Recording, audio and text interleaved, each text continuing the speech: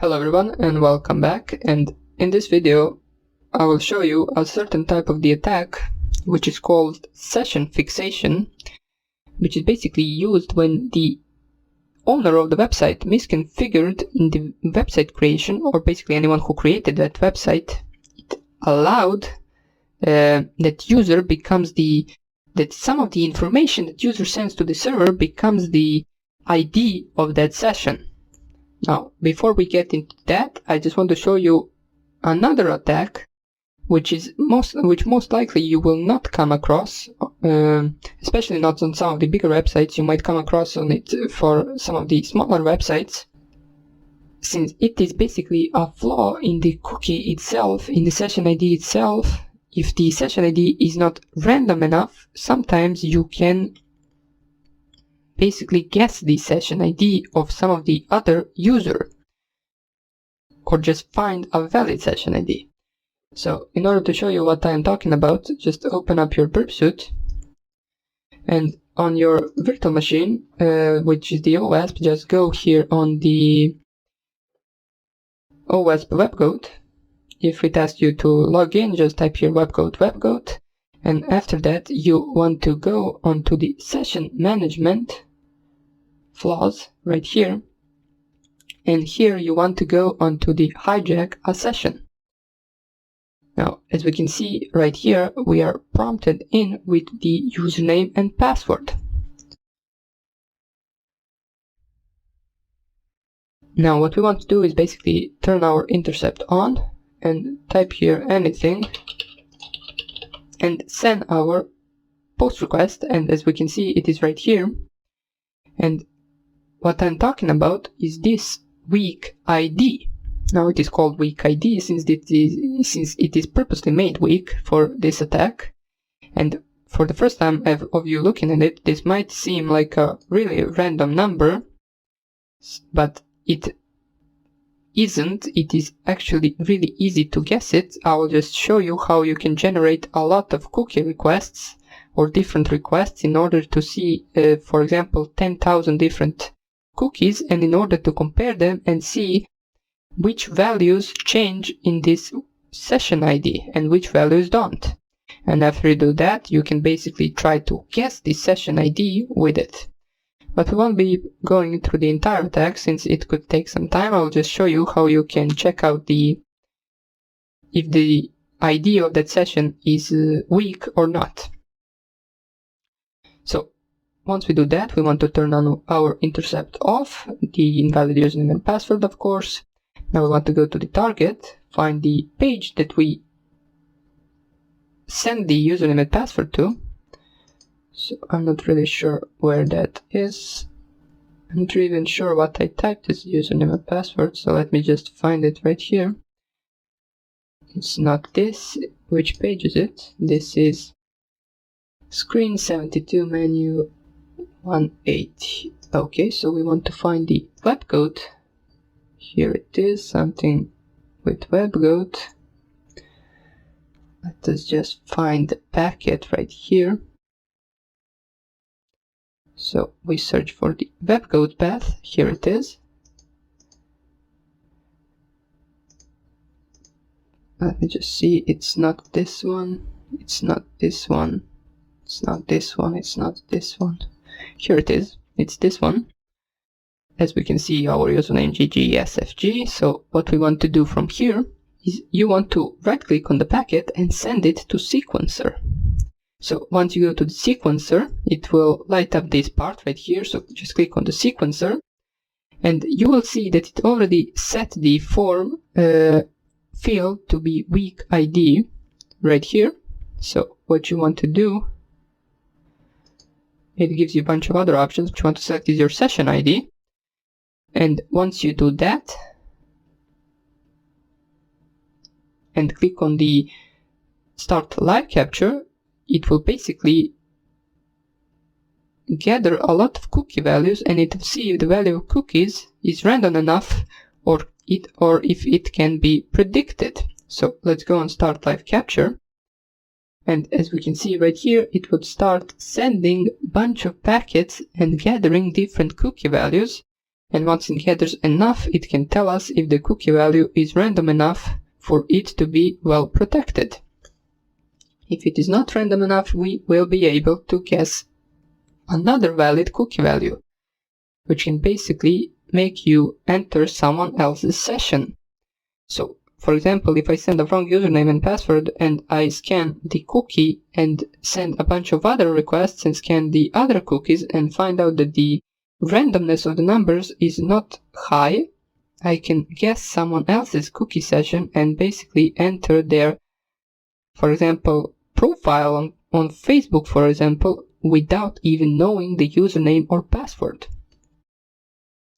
But this is the attack that you most likely will never ever encounter, since it really must be a misconfigured website in order for this to be possible. Today's websites have cookie values that you cannot possibly predict, since they are really random. And once this finishes, or we do not even need to wait for it to finish, I think we can click here Analyze Now.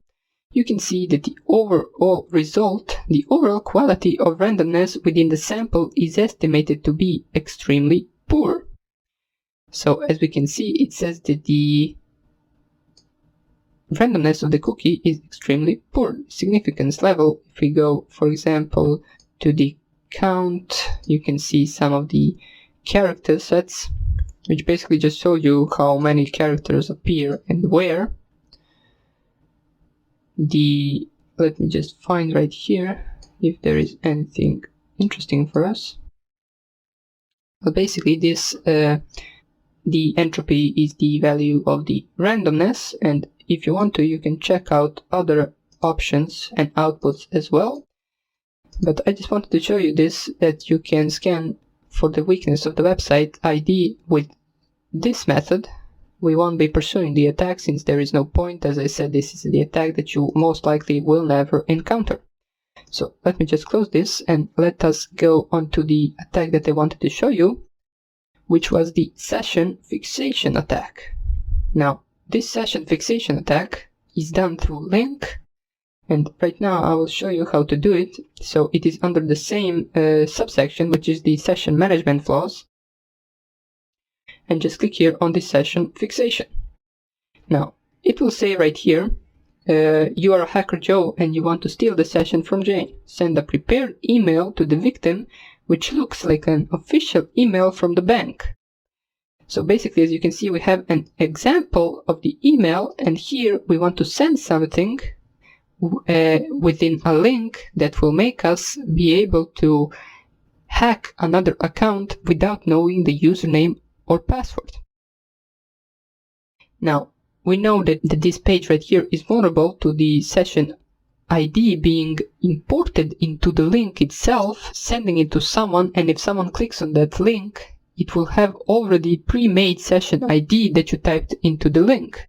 And once you know that session ID, you can basically log in, or basically just enter their account without using username or password. So let me show you how that is done. If we go right here, and if we look at the contents of the email, we can see that there is a link referring to the WebGoat attack screen 56 menu 1800. What you want to do is basically, you want to add this sign after the 1800, and after that you want to type here SID, which stands for session ID, equals, and then type here any random number. So for me, I will type here 555. And we also want to put the entire link between quotes.